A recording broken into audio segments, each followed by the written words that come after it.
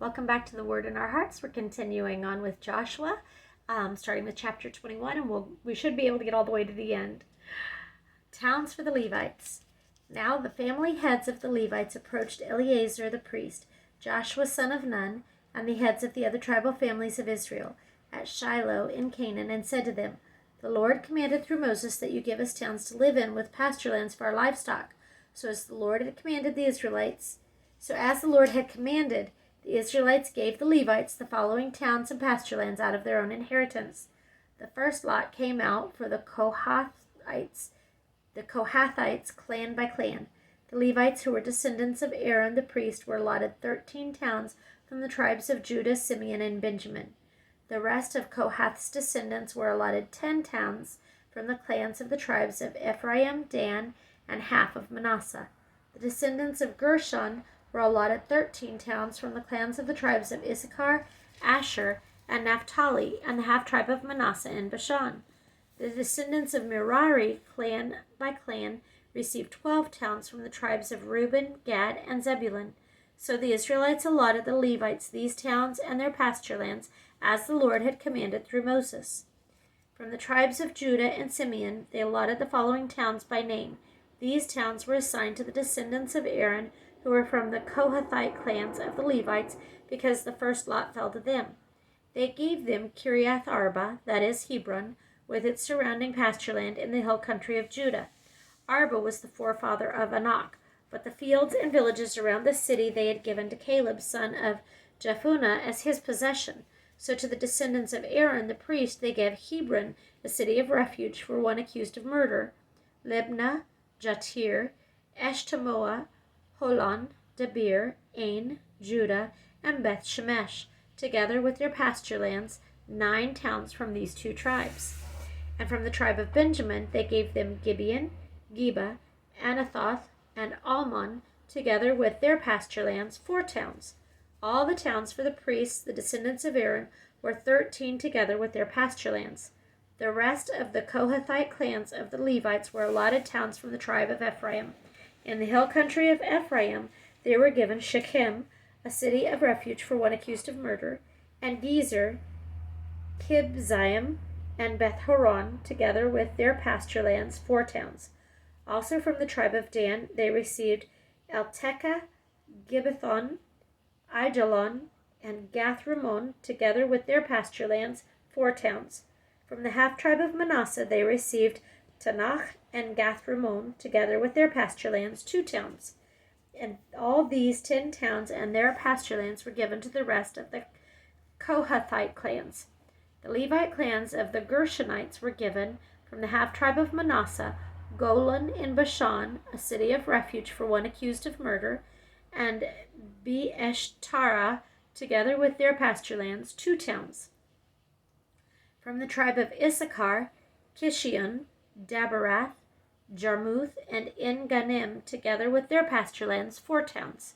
From the tribe of Asher, Mishal, Abdon, Helkath, and Rehob, together with their pasture lands, 4 towns.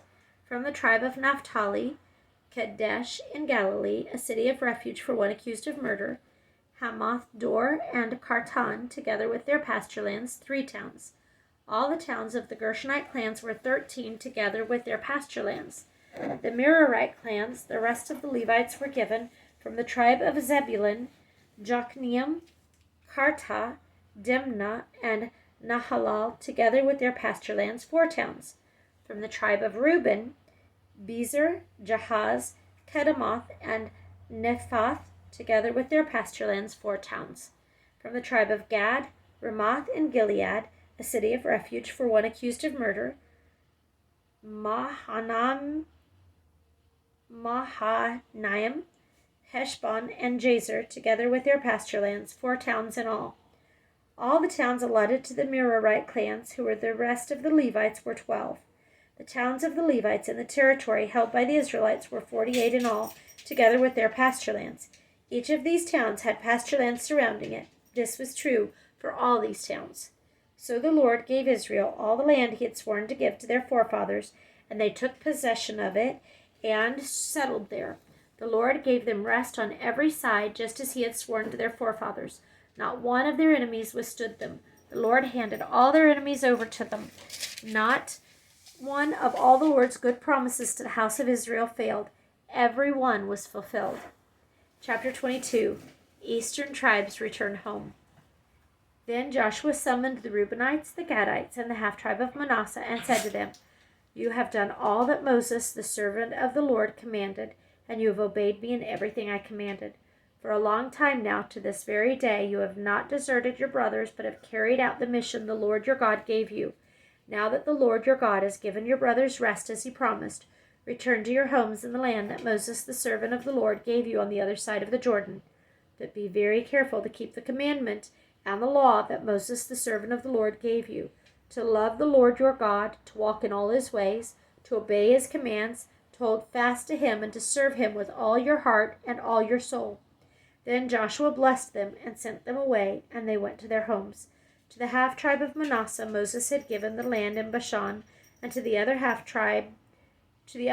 of the tribe Joshua gave land on the west side of the Jordan with their brothers.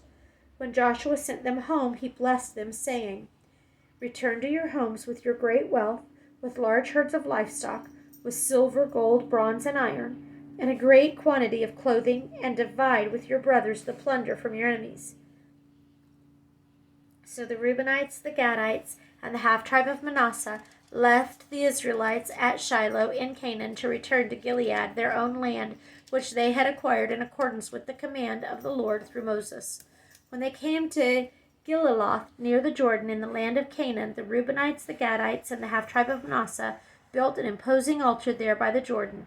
And when the Israelites heard that they had built the altar on the border of Canaan at Gilaloth, near the Jordan on the Israelite side, the whole assembly of Israel gathered at Shiloh to go to war against them. So the Israelites sent Phinehas, son of Eleazar, the priest of the land of Gilead, to Reuben, Gad, and the half-tribe of Manasseh.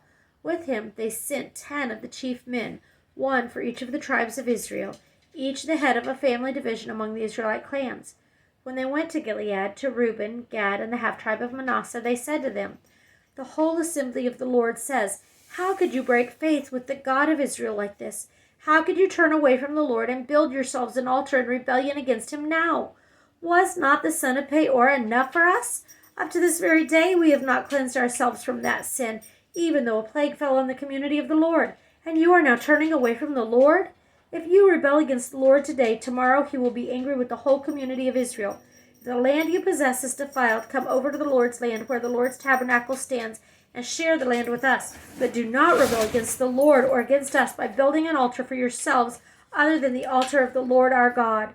When Achan, son of Zerah, acted unfaithfully regarding the devoted things, did not wrath come upon the whole community of Israel? He was not the only one who died for his sin. Then Reuben, Gad, and the half-tribe of Manasseh replied to the heads of the clans of Israel, "The mighty one, God, the Lord, the mighty one, God, the Lord, he knows. And let Israel know, if this has been in rebellion or disobedience to the Lord, do not spare us this day. If we have built our own altar to turn away from the Lord and to offer burnt offerings and grain offerings or to sacrifice fellowship offerings on it, may the Lord himself call us to account. No, we did it for fear that someday your descendants might say to ours, 'What do you have to do with the Lord, the God of Israel? The Lord has made the Jordan a boundary between us, and you Reubenites and Gadites, you have no share in the Lord, so your descendants might cause ours to stop fearing the Lord.' That is why we said, 'Let us get ready,' and built an altar, but not for burnt offerings or sacrifices. On the contrary, it is to be a witness between us and you and the generations that follow, that we will worship the Lord at his sanctuary with our burnt offerings, sacrifices, and fellowship offerings. Then in the future your descendants will not be able to say to ours, 'You have no share in the Lord.'" And we said, if they ever say this to us or to our descendants, we will answer, "Look at the replica of the Lord's altar, which our fathers built not for burnt offerings and sacrifices, but as a witness between us and you. Far be it from us to rebel against the Lord and turn away from him today by building an altar for burnt offerings, grain offerings, and sacrifices, other than the altar of the Lord our God that stands before his tabernacle." When Phinehas the priest and the leaders of the community, the heads of the clans of Israelites, heard what Reuben, Gad, and Manasseh had to say, they were pleased. And Phinehas, son of Eleazar the priest, said to Reuben, Gad, and Manasseh, "Today we know that the Lord is with us. because you have not acted unfaithfully toward the Lord in this matter. Now you have rescued the Israelites from the Lord's hand." Then Phinehas, son of Eleazar the priest, and the leaders returned to Canaan from their meeting with the Reubenites the Gadites in Gilead, and reported to the Israelites. They were glad to hear the report and praised God, and they talked no more about going to war against them to devastate the country where the Reubenites and the Gadites lived. And the Reubenites and the Gadites gave the altar this name: "A witness between us that the Lord is God." Chapter 23, Joshua's farewell to the leaders. After a long time had passed, and the Lord had given Israel rest from all their enemies around them, Joshua, by then old and well advanced in years, summoned all Israel, their elders, leaders, and judges and officials, and said to them, "I am old and well advanced in years. You yourselves have seen everything the Lord your God has done to all these nations for your sake. It was the Lord your God who fought for you. Remember how I have allotted as an inheritance for your tribes all the land of the nations that remain, the nations I conquered between the Jordan and the Great Sea in the west. The Lord your God himself will drive them out of your way. He will push them out before you, and you will take possession of their land, as the Lord your God promised you. Be very strong. Be careful to obey all that is written in the book of the law of Moses, without turning aside to the right or to the left. Do not associate with these nations that remain among you. Do not invoke the names of their gods or swear by them. You must not serve them or bow down to them, but you are to hold fast to the Lord your God as you have until now.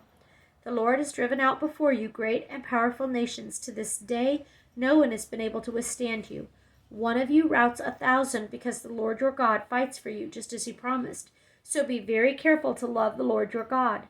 But if you turn away and ally yourselves with the survivors of these nations that remain among you, and if you intermarry with them and associate with them, then you may be sure that the Lord your God will no longer drive out these nations before you. Instead, they will become snares and traps for you, whips on your backs and thorns in your eyes, until you perish from this good land which the Lord your God has given you. Now I am about to go the way of all the earth. You know with all your heart and soul that not one of all the good promises the Lord your God gave you has failed. Every promise has been fulfilled, not one has failed. But just as every good promise of the Lord your God has come true, so the Lord will bring on you all the evil he has threatened until he has destroyed you from this good land he has given you, if you violate the covenant of the Lord your God which he commanded you, and go and serve other gods and bow down to them. The Lord's anger will burn against you, and you will quickly perish from the good land that he has given you." The covenant renewed at Shechem, and this starts chapter 24. Then Joshua assembled all the tribes of Israel at Shechem. He summoned the elders, leaders, judges, and officials of Israel, and they presented themselves before God. Joshua said to all the people, "This is what the Lord, the God of Israel, says. Long ago your forefathers, including Terah, the father of Abraham and Nahor, lived beyond the river and worshipped other gods. But I took your father Abraham from the land beyond the river and led him throughout Canaan and gave him many descendants. I gave him Isaac, and Isaac I gave Jacob and Esau. I assigned the hill country of Seir to Esau, but Jacob and his sons went down to Egypt. Then I sent Moses and Aaron, and I afflicted the Egyptians by what I did there, and I brought you out. When I brought your fathers out of Egypt, you came to the sea, and the Egyptians pursued them with chariots and horsemen as far as the Red Sea. But they cried to the Lord for help, and he put darkness between you and the Egyptians. He brought the sea over them and covered them. You saw with your own eyes what I did to the Egyptians. Then you lived in the desert for a long time, and I brought you to the land of the Amorites who lived east of the Jordan. They fought against you, but I gave them into your hands. I destroyed them from before you, and you took possession of their land. When Balak, son of Zippor, the king of Moab, prepared to fight against Israel, he sent for Balaam, son of Beor, to put a curse on you. But I would not listen to Balaam, so he blessed you again, and I delivered you out of his hand. Then you crossed the Jordan and came to Jericho. The citizens of Jericho fought against you, as did the Amorites, Perizzites, Canaanites, Hittites, Girgashites, Hivites, and Jebusites, but I gave them into your hands. I sent the hornet ahead of you, which drove them out before you. Also, the two Amorite kings, you did not do it with your own sword and bow, So I gave you a land on which you did not toil, and cities you did not build, and you live in them and eat from vineyards and olive groves that you did not plant. Now fear the Lord and serve him with all faithfulness. Throw away the gods your forefathers worshipped beyond the river and in Egypt, and serve the Lord. But if serving the Lord seems undesirable to you, then choose for yourselves this day whom you will serve, whether the gods your forefathers served beyond the river, or the gods of the Amorites in whose land you are living. But as for me and my household, we will serve the Lord." Then the people answered, "Far be it from us to forsake the Lord to serve other gods. It was the Lord our God himself who brought us and our fathers up out of Egypt, from that land of slavery, and performed those great signs before our eyes. He protected us on our entire journey and among all the nations through which we traveled. And the Lord drove out before us all the nations, including the Amorites who lived in the land. We too will serve the Lord because he is our God." Joshua said to the people, "You are not able to serve the Lord. He is a holy God. He is a jealous God. He will not forgive your rebellion and your sins. If you forsake the Lord and serve foreign gods, he will turn and bring disaster on you and make an end of you after he has been good to you." But the people said to Joshua, "No, we will serve the Lord." Then Joshua said, "You are witnesses against yourselves that you have chosen to serve the Lord." "Yes, we are witnesses," they replied. "Now then," said Joshua, "throw away the foreign gods that are among you, and yield your hearts to the Lord, the God of Israel." And the people said to Joshua, "We will serve the Lord our God and obey him." On that day Joshua made a covenant for the people, and there at Shechem he drew up for them decrees and laws. And Joshua recorded these things in the book of the law of God.